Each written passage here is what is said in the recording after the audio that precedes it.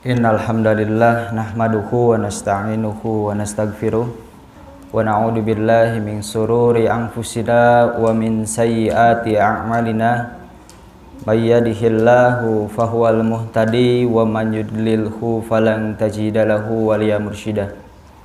Asyhadu an la ilaha illallah al-malikul haqqul mubin wa asyhadu anna muhammadan abduhu wa rasuluh amma ba'd.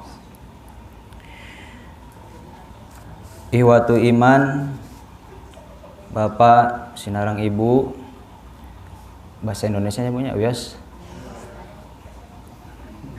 Bapak dan Ibu yang sama-sama mengharap ridho serta maghfirah Allah Subhanahu wa taala.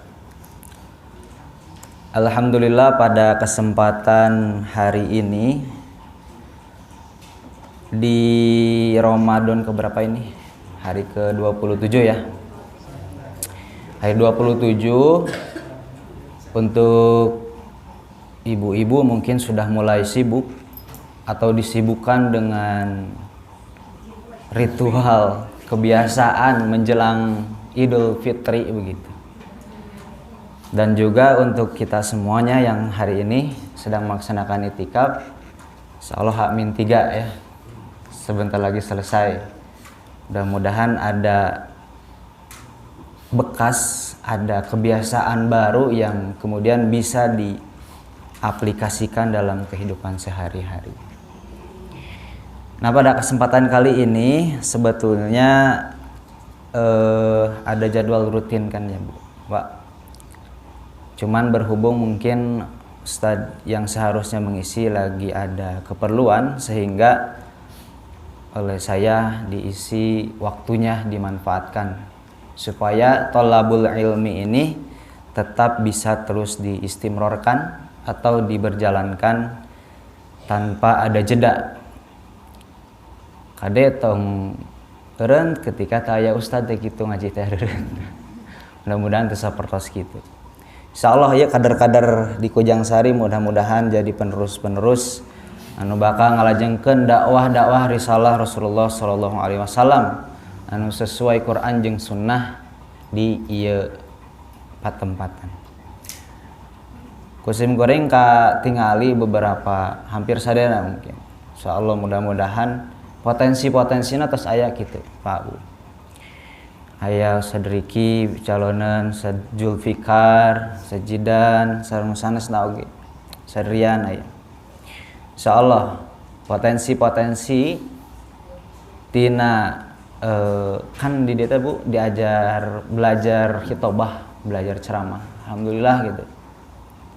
Katinggal embrio seorang mujahid, seorang pendakwah. Insyaallah mudah-mudahan amin. Nah, Ibu Bapak yang sama-sama mengharap ridho serta maghfirah Allah Subhanahu wa taala. Kalau misalkan kemudian saya bertanya, yang menjadi gambaran ketika saya bertanya al-jahlu itu yang tergambar itu seperti apa tahu, Pak? Tuh, al-jahlu,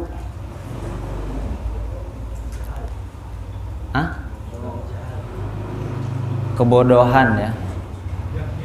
Jahil, kebodohan. Nah, al-jahlu ini kemudian kalau misalkan ditarik ke paling belakang, ditarik ke belakang, itu kalau misalkan disematkan kepada suatu kaum, itu namanya kaum apa? Kaum jahiliyah. Kaum jahiliyah anu mana hiji kaum nu tos aya sateuacan Islam datang. Hiji kaum nu aya sebelum Islam datang. Mulai dari pemikirannya, mulai dari perilakunya, mulai dari gaya hidupnya, apalagi. Pokoknya dalam aspek kehidupannya itu bisa dibilang itu bertentangan dengan norma-norma kehidupan. Karena kalau dalam arti secara umum, ini belum merujuk kepada perkataan para ulama, bahwa jahil itu, Pak Bu, mereka itu mempertahankan keyakinannya yang tidak sesuai dengan hakikatnya. Kekeh dipertahankannya itu, keyakinannya itu, padahal tidak sesuai dengan hakikatnya, dengan seharusnya. Tah orang jahil itu kayak gitu. Jadi ketidaktahuannya itu terus dipegang secara erat, dipegang secara teguh, sehingga mereka secara tidak langsung menolak hakikat kebenaran. Tah sebetulnya itu secara umum arti jahil itu. Apabila kemudian melihat contoh kasus pada kaum jahiliyah. Nah, kemudian kita masuk pada pembahasan. Judul pada kajian kali ini kan Al-Jahlu dalam perspektif Al-Quran, secara linguistik, secara kasuistik, dan secara praktik. Linguistik secara bahasa, kasuistik secara kasus yang terjadi, praktik secara perilaku yang dilaksanakannya. Nah, coba kita perhatikan. Al-jahlu, kata yang terbentuk dari huruf nonoy tah. Ya. Nonoy, al-jahlu, kabayang? Dina huruf nonoy? Jim, ha, lam. Ya. Al-jahlu, jim, ha, lam. Kabayangnya? Berarti pami kabayang saya tasawurna, pami bahasa, pami saur Ustad Gigi mah tasawur gitu namanya. Terus lamun misalkan nyarioskeun es cendol, kabayang bentuknya kumaha? Tasawurna kabayang? Kabayang ya. Tapi kalau misalkan nyebut kieu buah komarudin, kabayang? Kabayang teu? Seperti kumaha? Tah, kadang tasawur kita pun perlu tahu sebelum ada istilah-istilah baru. Tah, untuk al-jahlu alhamdulillah sudah pada tahu ya Bu ya. Nah, al-jahlu setidaknya disebutkan di dalam Al-Quran itu sebanyak 24 kali. Dalam Al-Quran sebanyak 24 kali. Dalam bentuk fi'il. Fi'il teh naon cenah? Kata kerja. Dalam bentuk fi'il itu sebanyak 5 kali.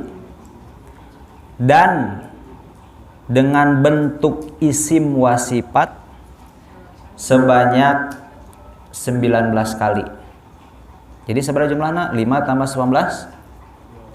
24. Leres berartinya. Jumlahnya aya 24 dengan dibagi bentuk fi'il sebanyak 5 kali dan bentuk isim wasifat sebanyak 19 kali. Kemudian kata jahil atau jahalah di dalam kamus bahasa Arab sering diartikan bodoh, berarti sesuai dengan apa yang kita bayangkan.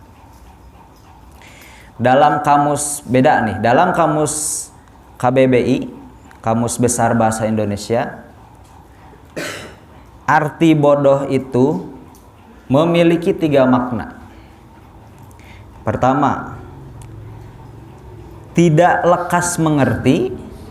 Ini yang pertama, masih pertama. Tidak lekas mengerti, tidak mudah tahu, atau tidak dapat mengerjakan sesuatu, tidak bisa mengerjakan sesuatu. Nah, itu yang pertama diartikannya. Yang kedua, tidak memiliki pengetahuan, tidak memiliki pendidikan, tidak memiliki pengalaman. Nah, ini dalam KBBI disebut juga seperti itu. Yang ketiga, terserah kepadamu. Aku maha orang we gitu. Nah, itu ciri-ciri jahalah dalam arti bodoh yang dimaknai dalam KBBI. Yang ketiga, terserah kepadamu. Kembali kepada diri kita sendiri. Kata bodoh sendiri dalam masyarakat kita sehari-hari itu mempunyai istilah-istilah juga. Kadang sok nyebat naon selain bodoh. Nah, lo coba. Tah, yang lebih kasar. Aya nu nyebat tolol punten sana. Terus bebal, belet, di belegug, bolho, seueur pisan. Itu kata-kata atau istilah-istilah atau sinonim yang menyerupai makna jahalah. Iwat iman yang sama-sama mengharap ridho serta maghfirah Allah Subhanahu wa taala. Nah, itu tadi menurut KBBI. Kemudian kita coba lihat secara pendapatnya para ulama, yaitu yang akan coba kita lihat melalui pendapat Al-Imam Ar-Raghib Al-Asfahani. Beliau adalah ulama atau mufassir yang memang mempunyai bidang untuk menerjemahkan kalimat-kalimat Al-Quran. Banyak sekali kitabnya. Salah satunya Mufradat Al-Hafid Al-Quran. Atau apa lagi Ustaz Andi, ada lagi? Nah, itu udah itu. Mu'jam Al-Gharib, ada lagi. Ini yang selalu dijadikan rujukan oleh ustadz-ustadz di Persis gitu. Karena kuat sekali pendapat-pendapat atau penafsiran-penafsiran yang dilakukan oleh Al-Imam Ar-Raghib Al-Asfahani. Nah, Al-Imam Ar-Raghib Al-Asfahani membagi 3 kategori makna al-jahalah atau jahlun. Al-awwalu wa huwa khuluwun nafsi minal ilmi hadza huwal aslu. Pertama, kosongnya jiwa dari ilmu. Inilah makna yang paling pokok, kata Imam Ar-Raghib Al-Asfahani. Jadi jahalah atau jahlun atau bahasa kita yaitu bodoh, Imam Ar-Raghib Al-Asfahani mengartikan atau memaknai yang pertama itu tadi kosongnya jiwa dari ilmu. Inilah makna yang pokok, makna yang paling dasar. Sebelum punya makna-makna lain, bahwa makna yang sesungguhnya itu ini. Di dalam jiwa yang tidak ada ilmu. Ilmu apa? Yang pasti ini akan lebih spesifik adalah ilmu agama. Jadi gampang Bu. Lamun misalkan merhatoskeun jalmi-jalmi anu punya sifat jahalah. Lamun jauh tina perilaku yang mencirikan terhadap norma-norma keagamaan, norma-norma kemanusiaan, maka sudah barang tentu di dalam jiwanya tidak ada ilmu. Nyata hirupna nya sakahayang we gitu. Tidak melalui akal yang menjadi penyaringnya, tidak melalui hukum-hukum Islam yang menjadi penjaganya. Eta mah udah we nurutkeun hawa nafsu sakahayangna. Apa yang dia lakukan, apa yang dia kerjakan. Nah, itu yang pertama. Kemudian yang kedua, Wasani i'tiqadu syai'i bikhilafi ma huwa alaihi. Kedua, meyakini sesuatu yang berbeda dengan yang seharusnya atau hakikatnya. Ini makna yang kedua yang disampaikan oleh Imam Ar-Raghib Al-Asfahani. Meyakini sesuatu yang berbeda dengan yang seharusnya atau hakikatnya. Jadi jiwanya meyakini, belum karena praktik bunya, baru meyakini, baru sebatas jiwa meyakini. Misalkan begini, ada masyarakat kita, misalkan pemerintah kita menetapkan bahwa LGBT itu patut dilindungi, patut diberikan hak asasi hidup di negara kita. Atau yang baru-baru ini, LGBT itu akan dibuatkan EKTP. Misalkan ada seseorang yang meyakini, oh iya itu betul, harus seperti itu. Itu ciri yang kedua, mereka meyakini bahwa secara hakikatnya bukan seperti itu. Harus dilindungi atau dibenarkan atau dikasih tahu LGBT itu. Harusnya dikasih tahu gitu kan, bukan dilindungi secara tidak langsung. Nantinya dilindungi itu supaya terus menjamur banyak-banyaknya LGBT gitu. Nauzubillahi min dzalik. Nah, ini sikap yang seperti ini. Kemudian meyakini misalkan dalam segi akidah, ada orang yang meyakini bahwa misalnya untuk mencari keberkahan, untuk mencari kebahagiaan, untuk mencari rizki, itu bisa melalui wasilah-wasilah tertentu. Melalui benda pusaka, saur Pak Haji Maungi, melalui apa lagi? Melalui hal-hal yang dianggap sakral, melalui ritual-ritual tertentu. Orang ini meyakini, oh iya dengan cara seperti itu akan mendapatkan keberkahan, kebahagiaan, rezeki dan sebagainya. Nah, ini tidak benar, padahal hakikatnya tidak seperti itu. Ketika ingin mencari keberkahan, kenikmatan, kebahagiaan, tidak perlu kemudian harus ada wasilah. Langsung saja minta kepada yang maha mempunyainya, yaitu Allah Subhanahu wa ta'ala. Kemudian yang ketiga, yang terakhir, yang diartikan oleh, yang dimaknai oleh Al-Imam Ar-Raghib Al-Asfahani.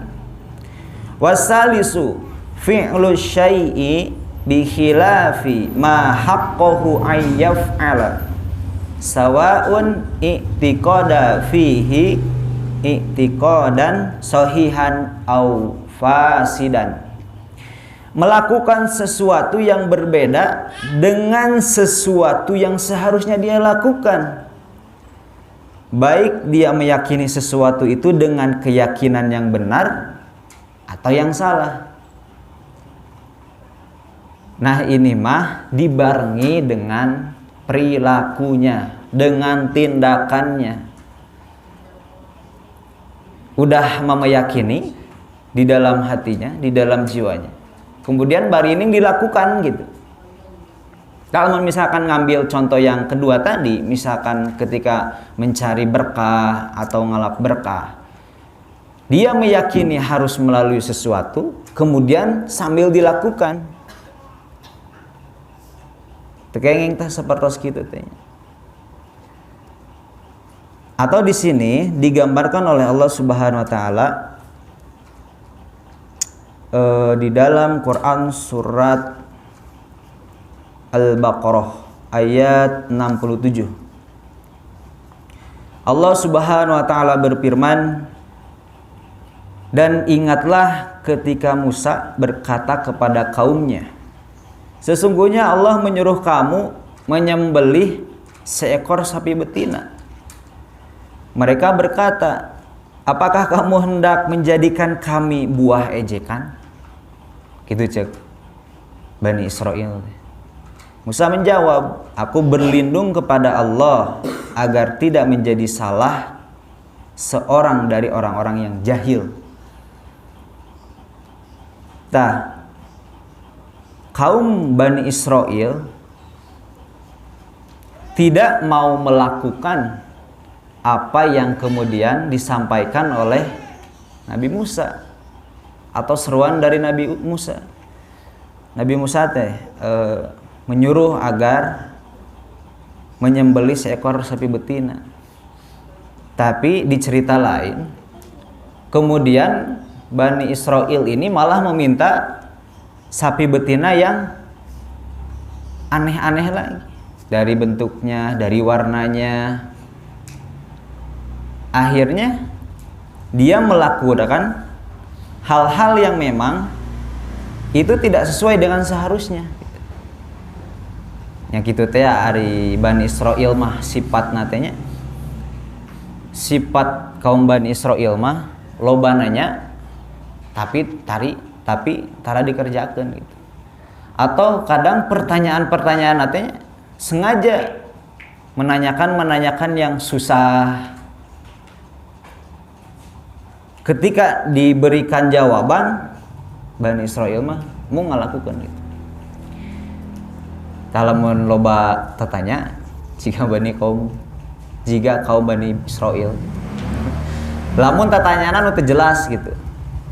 Kadang sok kitu heureuna teh lamun misalkan nuju diskusi atau nuju di semasa mualimin kapungkur. Nya lamun loba nu naros gitu. Bari ini narosna teh ngahaja hanya sebatas ingin tahu gitu. Kadang dijadikan sindiran teh naon sih jika Bani Israel cenah teh mas. Kadang dijadikan sebagai guyonan seperti itu. Nah, iwatu iman yang sama-sama mengharap ridho serta maghfirah Allah Subhanahu wa taala itu dalam pandangan Imam Ar-Raghib Al-Asfahani memaknai kata jahlun atau jahalah itu secara linguistik. Nah, sekarang kita lihat kata jahlun ini di dalam Al-Quran secara kasuistik dan linguistik dan praktik. Al-Quran ketika membahas tentang kebodohan secara umum menggunakan 3 gaya bahasa. Nah, di dalam Al-Quran sekali lagi menggunakan kata jahalah ini dalam 3 bahasa. Pertama, menggunakan kata kerja tajhalun, hartosna berbuat bodoh. Nah, gaya bahasa seperti ini di dalam Al-Quran, kata jahalah dengan kata kerja ditemukan di dalam Al-Quran untuk mengemukakan atau untuk menggambarkan perilaku penyimpangan suatu kaum. Nah, kata jahalah ini berbuat kebodohan Allah gambarkan di dalam Al-Quran itu kepada suatu kaum. Nah, di sini dicontohkan kepada kaum Nabi Lut alaihissalam. Disebut kaum yang berbuat kebodohan karena para lelaki mereka mencurahkan syahwatnya bukan pada lawan jenis, tapi pada sesama jenis. Ini digambarkan dalam Quran surat An-Naml ayat 55. A'udzubillahi minasyaitonirrajim. A'innakum lata'tunar rijala syahwatam min dunis nisa'i bal antum qaumun tajhalun. Mengapa kamu mendatangi laki-laki untuk memenuhi nafsumu, bukan mendatangi wanita? Sebenarnya kamu adalah kaum yang tidak mengetahui. Nah, ini gambaran kaum Nabi Lut. Kaum Nabi Lut teh gaduh sebatan naon cenah? Kaum Sodom. Aya di kaum liwat. Sanes liwatnya, liwat. Kaum Nabi Lut punya sebutan kaum Sodom karena memang para lelaki-lelakinya atau juga dengan para perempuan-perempuannya, mereka ketika mencurahkan syahwatnya bukan kepada lawan jenis tapi kepada sesama jenis. Ini mengerikan. Jadi perilaku seperti ini sudah terjadi. Ini mengambil pelajarannya, Bu. Sudah terjadi sejak zaman Nabi Lut alaihissalam. Maka hari ini jika ada yang seperti itu jangan heran gitu. Karena sejak dari dulu sudah ada. Tapi kalau misalkan lamun sahur jidan mah, jidan itu nuju resep maca sejarah gitu. Tah lamun seseorang tidak tahu sejarah, maka celakalah. Mereka tidak akan pernah tahu bagaimana nanti di masa yang akan datang. Setidaknya sejarah itu sebagai rem ketika ingin terus melaju dalam kehidupan ini. Nah, seperti contoh kaum Nabi Lut ini adalah sebagai rem atau sebagai peringatan. Sejak dari dulu itu perilaku seperti ini sudah terjadi. Maka disebut oleh Allah dengan menggunakan istilah tajhalun, orang-orang yang berbuat kebodohan. Ada contoh nusanes? Ya, bisa mencari contoh nusanes? Oke. Ropik biasa. Orang yang berbuat kebodohan. Seueur zaman Nabi Nuh sanes ge. Selain Nabi Nuh, Nabi Lut. Jadi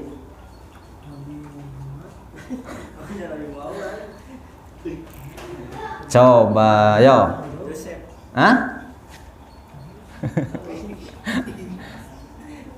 Yai kumaha yai? Terang. Biasa terang. Teu seueur pisan. Contoh-contoh nu sanesna oge. Jadi disebatkan kaum Nabi Nuh, kaum yang berbuat kebodohan karena mendustakan Nabi Nuh, tidak mau mengikuti Nabi Nuh, seruan dari Nabi Nuh, termasuk istri dan anak-anaknya. Tidak semua anaknya kita, sebagian anaknya yang malah berbuat kebodohan ketika hendak begitu dalam keadaan yang mencekam gitu ya.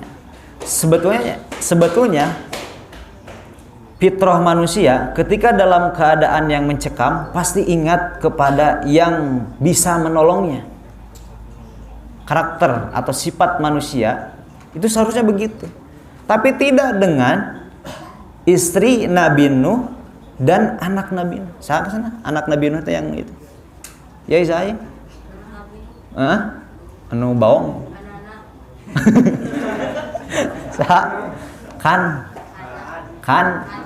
Kanan.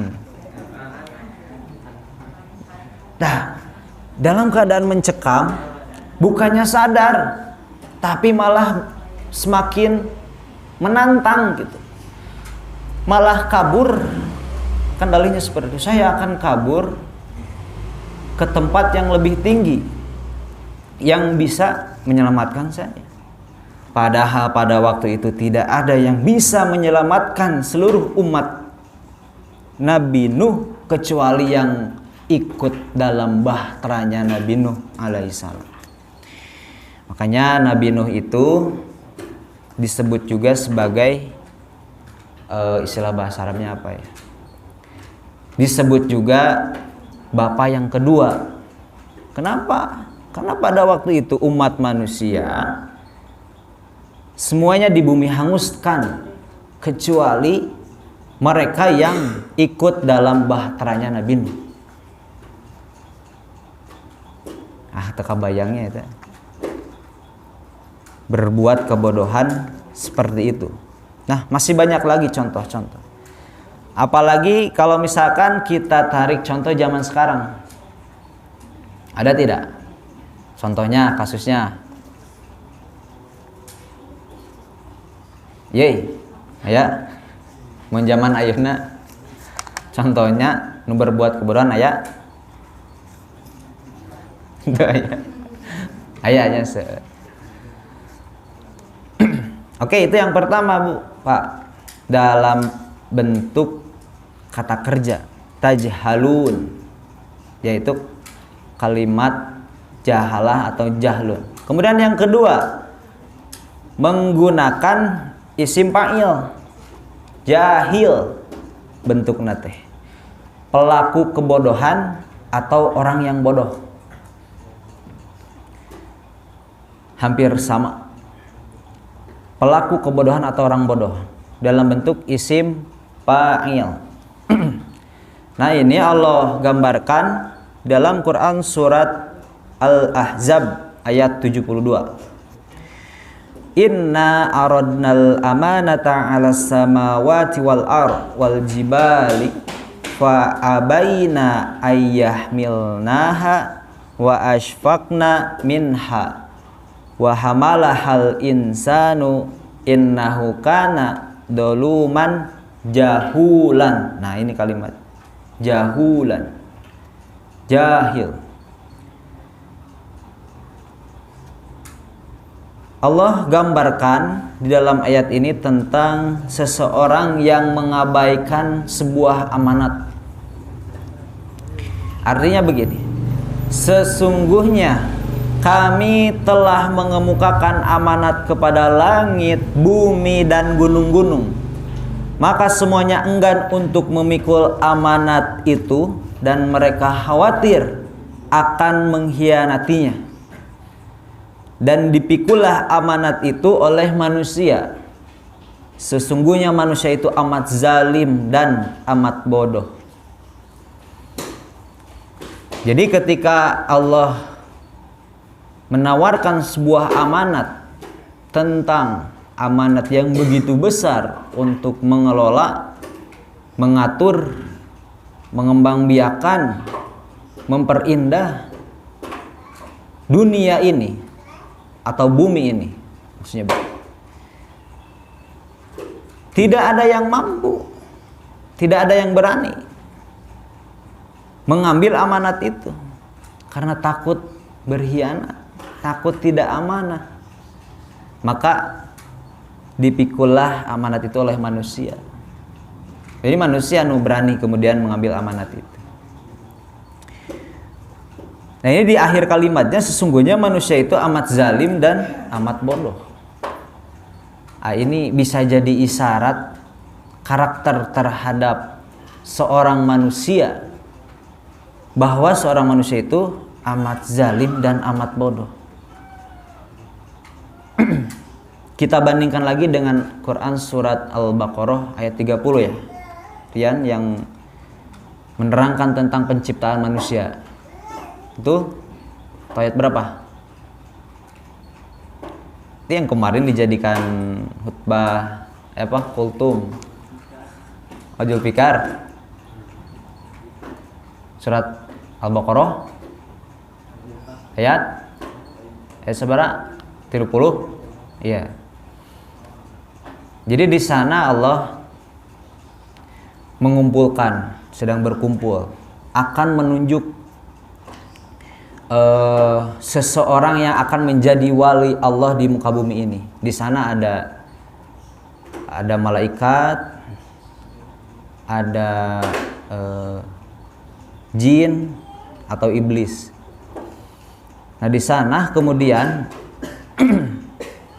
ada malaikat aja. Nah, di sana Allah mengumpulkan bahwa Allah akan menjadikan seorang manusia atau khalifah di muka bumi ini. Kemudian malaikat bukan protes atau ya bahasanya, menyampaikan kepada Allah, apakah engkau akan menciptakan seseorang yang berbuat kerusakan di muka bumi ini, berbuat kezaliman, orang yang menumpahkan darah. Nah, ini di akhir kalimatnya sama persis dengan ayat ini, bahwa menggambarkan sosok seorang manusia itu mempunyai sifat atau karakter yang dalam tanda kutip negatif. Tapi adilnya Allah kemudian mewasiatkan amanah muka bumi ini kepada manusia, karena manusia itu di samping mempunyai sifat karakter seperti itu, tapi manusia juga dibekali akal. Nah, ini yang menjadi hal yang paling istimewa kepada manusia. Manusia itu kan dibekali hawa nafsu dan akal. Makhluk yang paling sempurna mempunyai bekal. Karena akalnya inilah yang akan menyeimbangkan hawa nafsunya.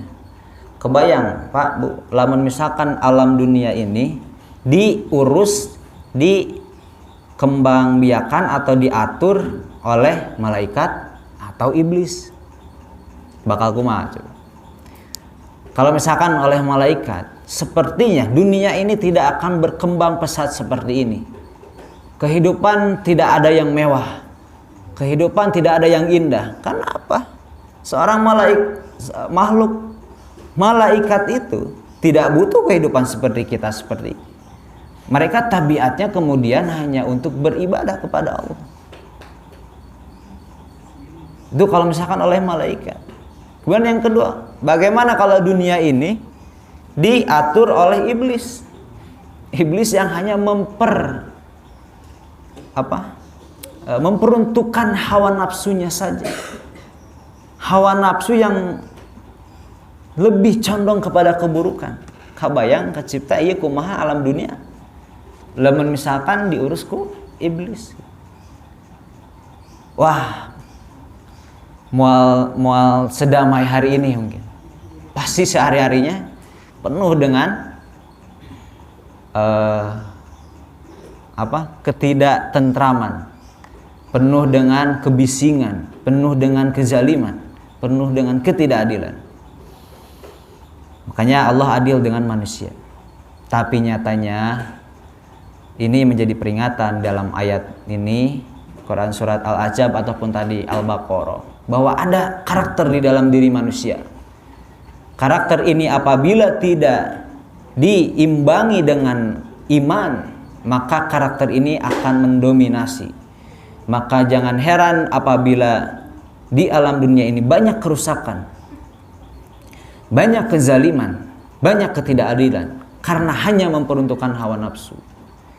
Nah, ini orang-orang yang bodoh, seperti disebutkan oleh Allah. Kemudian yang terakhir, yang ketiga, menggunakan bentuk masdar, yaitu jahalah, kebodohan tanpa ada kesengajaan. Kalau ini mah tidak berkelanjutan dan bukan pula tidak peduli. Nah, ini Allah gambarkan di dalam Quran surat An-Nisa ayat 17. Innamat taubatu 'alallahi lilladzina ya'maluna as-su'a bijahalatin. Nah, ini bentuk masdarnya. Summa yatubuna min qaribin faulaika yatubullahu 'alaihim wa kanallahu aliman hakiman. Sesungguhnya taubat di sisi Allah hanyalah taubat bagi orang-orang yang mengerjakan kejahatan lantaran ketidaktahuan, yang kemudian mereka bertaubat dengan segera, maka mereka itulah yang diterima Allah taubatnya, dan Allah Maha mengetahui lagi Maha bijaksana. Nah, ini ada juga bentuk kebodohan yang memang ketika mereka melakukan, mereka langsung buru-buru tobat, tidak menunda-nunda atau bahkan dilupakan. Nah, ini bentuk kebodohan yang memang oleh Allah akan diampuni atau diterima taubatnya apabila melakukan sebuah kesalahan. Nah, itu Al-Quran bagaimana secara kasuistik, secara kasus, dan secara praktik menggambarkan kata jahalah dengan tadi menggunakan 3 gaya bahasa. Dalam yang pertama gaya bahasa kata kerja. Kemudian yang kedua tadi teh gaya bahasa isim fa'il, dan yang ketiga isim masdar. Nah, ikhwatu iman yang sama-sama mengharap kepada Allah Subhanahu wa taala. Kemudian dari kesimpulan Al-Qur'an ini, dari contoh-contoh ini, dari mulai tadi secara bahasa atau secara istilah melalui KBBI dan juga pendapat Imam Ar-Raghib Al-Asfahani, kemudian secara kasuistik dan praktik, maka dapatlah disimpulkan. Yang pertama, kebodohan hakiki bukanlah ketidaktahuan kita pada urusan dunia. Nah, namun ketidaktahuan kita pada syariat Islam yang ada. Tah kade, Pak. Kadang menisbatkan kebodohan itu soal urusan duniawi. Itu yang menjadi fokusnya. Mata hari ini kadang masih ada orang tua yang mengarahkan agar anaknya itu pintar dalam urusan duniawi, kemudian diarahkan untuk mencari kehidupan duniawi agar sukses hidupnya, sehingga terlupakan kebutuhan ukhrawinya, pengetahuan ukhrawinya yang perlu juga untuk bekal hidupnya.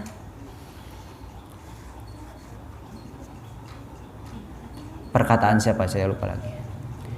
Menciptakan orang-orang pintar itu mudah katanya, tapi menciptakan orang-orang yang paham itu tidak mudah.